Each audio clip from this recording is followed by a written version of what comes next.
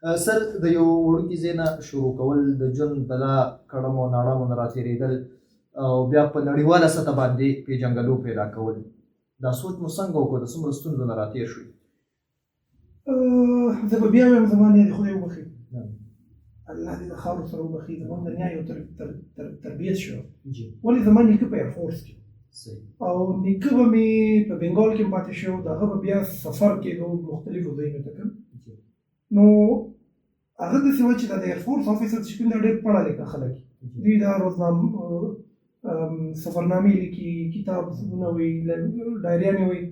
نو هغې به ویل یوه شی چې تاسو لږ دا وګورئ، دا ډایریانې وګورئ، دا کتابونه وګورئ، دا شیونه وګورئ. نو د بچپن نه تر د کتاب سره، د سفرنامې سره، د لیکلو سره، د اورېدو سره، د کتلو سره دا یو شوق مې د بچپن نه پیدا شو. نیا به موږ انفلوئنس کولو بچی سبق، هغه نیکه ته مو وګورئ، هغه پلاني ته مو وګورئ، پلاني ته مو وګورئ. بیا یو شی بل و چې زه اکثر له کومه د ګجرات یو فیملي وه، دا زما نیا به د ګجراتیان وی، دا اوس هم شته. دا د ګجرات یو فیملي وه، دا زما د نیکه ملګري وو. هغه زما نیکه بیا اسلامۍ کې مړ شو، نیا مې کونډه شو. نو د دوی خپل منځ کې هغه تعلق ختم نه شو. ابا چې موږ نیا کله بوتلو نو دغه ښځې به زه ځان سره نږدې کوم، ولې زه خو یتیم وم، زما مور او پلار بچپن کې وفات شو. زه یو نیم کال وم زما مور او پلار وفات شو. پلار مې وفات شو د یو نیم کال وم، او بیا چې د 18 میاشتو شوم نو بیا مې مور وفات شو. موږ نیا راغټ کړو او هغه نیا په خپل بچي پیدا راغټ کړو او بیا یې د بچو بچي راغټ کړو. نو هغې به موږ کله کله بوتلو ګجراتیانو ته. هلته به یو ښځه وه راني، اوس هم اوسېږي، مغل پوره کې کور دی لاهور کې، وړۍ ده. هغې به ماله کتابونه او میګزین راکړو او د هغوی په کور کې به دیوالونو کې تصویرات لګېدلي، د هغې بچیو، افسرانو، خاوند افسرو، غټ افسرانو. په هغه ټایم کې موږ ته ډېر غټ شیخ ښکارېدو، چا تصویر فریم کې بند وي، ټای لګولي، بیا په دیوال باندې پهله تصویرانو، بیا به د هغې نه لاندې لایبرري وه، هغه کتابونه به، بیا به هغې یو ټیبل پروت و، په ټیبل به میګزین پروت. نو زما په سب کانشیس مایند کې د بچپن نه لکه ټیبل باندې میګزین او کتاب، بیا د هغې نه پس لایبرري، بیا د لایبرري نه پس په دیوال کې د تصویر. نو زما به داسې مایند جوړېدو چې زه به هم دغه شی جوړېږم. بچپن کې سړی ورکوټی کوي. نو زه به چې هغه ځای کې ګرځېدم نو دی په کور کې به تصویران لګېدلي وو. نو زما یو انکلینیشن دې خبرې ته سټارټ شو چې د لرګي یو ټیبل، او ټیبل باندې میګزین سره یو پانوس سره یو قلمدان، په قلمدان کې یو کاغذ، دا هغه ډیزاین به داسې جوړو چې ټیبل به، بیا به الماره، کبرډز وو، بکس نه پس به بیا تصویران. نو دیٹ واز واٹ کلکډ ان مای برین چې آپ پڑھو، میګزین پڑھو، کتاب پڑھو. نو د بچپن نه زما د دې آرټیکل سره، نیوز پیپر سره، بیا بک سره، د هغې نه لږ پیله به دا کهانیانې به مونږ ویلې، عمره یار کهانیانې، بیا چې لږ داسې لږ ښه شومه پکې، بیا په ډایجسټ راتلل، بیا د ډایجسټو سره کتابونه، بیا به زه لږ بولډ وم، زه به لږ تېز وم، ما به هر کار کې پیل کوم. چېرته به کار ملځی کوم، که سکول کې به بس ملځه، که کالج به مې ملځه، که یونیورسټي به ملځه، بل سړی مې پرېښی نه دی. چېرته چلنج به ملځه. نو هغه چیلنجز به چې کوم راتلل هر کار کې ما ځان رامخته کوم چې دې کوم چې څه کار به مې کوم.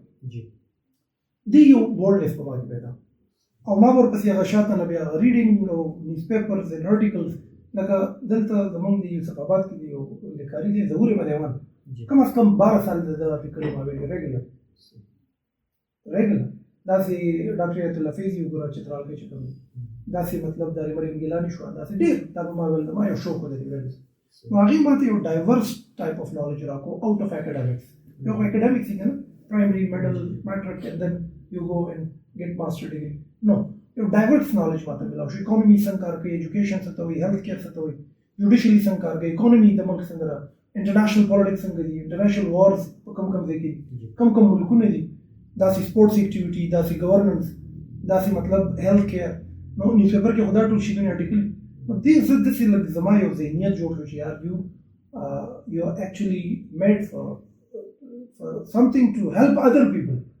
in term of education کې دا تعلیم د خلکو لپاره. بیا په سکول کې تقریري مقابله و، را میدان ته شه، اسمبلی مینیج کول را میدان ته شه، بیا به چې هغه اسمبلی به وشو نو هغې هغه مایک ما روچت کو، هغه به یې په دې لاس کې داسې تاوله لکه ما کلاسونو ته لاړل، ما به هغه مایکونه راغونډ کړل، ډایس به مې راغونډ کړل، هغه مایک، ډایس، لایبرري، کتاب، میګزین، بیل، سټډي بیل، بولو بات کرو بولو، هغه آهسته آهسته د یو استاد صورت اختیار. چې د یو استاد صورت اختیار کړو چې زه بیچلر ته ورسېدم، ما ویل ته اوس لکه ما به خبرې کولې، ما نه به اکثر لا زما ملګري تنګ هم وویل دا زما خو سټک ما ته اوس هم یاد شي زموږ د لاهور نه یو ټور دلته استادانو ډیزاین کړی چې لاهور ته ځو او دې هلکانو په بس کې ګاډۍ لګولې او ما ته استاد پاس خلیجي شابه لیکچر وکړ زموږ سره دغه ټیچر نوم شهرداري دی مثلا نوزي خو بهرحال ما ته به یاد شي د پی ټي وي کې ریګولرلی اینکر هم دی بهرحال هغه چې ما څلورنیمې ګنټې لیکچر وکړ یس دا په ریکارډ و هغه کسان چې په ټور کې ما ته شامل وو یادې وو څلورنیمې ګنټې نه ستړی کېدم خبرې کولې خبرې راسره وې ما به ویل هلکانو به کرکټ یې کولې هلکانو به فوټبال یې کولې دا چا به ډبلۍ کوله چا به سخی کوله چا به هغه پیټو ګرم کوو که نه هغه ټایم کې به مختلف ګیمونو به هغه ټایم داسې بیلیډ هغه دغه ګیمونه به خلک کول هغه داسې هغه ډنګورې به نه ولاړ هغه درې بټنې بچې وې هغه داسې ټیکن ون ټیکن تھرو ما هم کړی خو لکه زما ډېر انکلینیشن دی هغه په منځ کې هغه استاد ټیچر خبرې چېرته وو هلته تقریر خبرو یو ځای جوړولو بیچلر ته شو نو زه پوه شوم چې یاره دلته خو شونډانو ته ډېر سیریس مسله ده دا خو ما له انګریزي ژبه راځي هم په وخت زده کړی او دلته هلکان دي چې دوی انګریزي ژبه دوی نه وایي دا خو نقل کوي دا خو راټله وي کوټه لګي دا کوم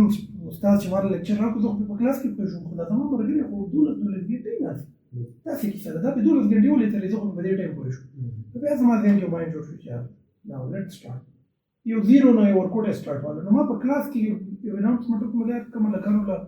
انګریزي نه ورځي او انګریزي زده کوي نو سره دی نو موږ سټارټ سی زیرو نه نو یو څور دې په کالج کې کلاسونه وخت دی برابر پسې کلاس 4 رانو شي چټي کې بعد در بیٹھنا نه نو دغون د کامرس کالج نه بار بیا راوته دا ریلوے سټیشن بینچ کوم په دې بچی په دې دینه بس بیا سټوري شروع شو پرټي وډن نو کمرم جوړ کړو دا غینه سلسله 2007 او دا 2024